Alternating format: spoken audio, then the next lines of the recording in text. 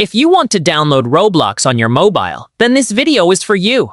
Make sure you watch this video until the end and don't skip any part because every step is important. Downloading Roblox from the official App Store is the safest and easiest way to install the game on your phone. So let's get started. If this video helps you download Roblox on your mobile, please subscribe to my channel and like the video. First, open the App Store or Play Store on your mobile phone. If you are using an Android phone, open the Google Play Store. If you are using iPhone, open the App Store. Now, tap on the search bar at the top. Next, type Roblox and search for the game.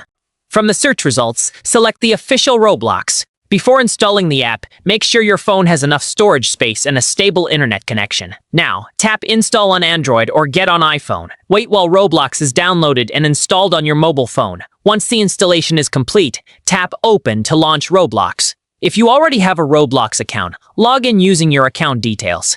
If you don't have an account, you can create a new Roblox account and follow the on-screen instructions. Once you are signed in, you can search for games and start playing.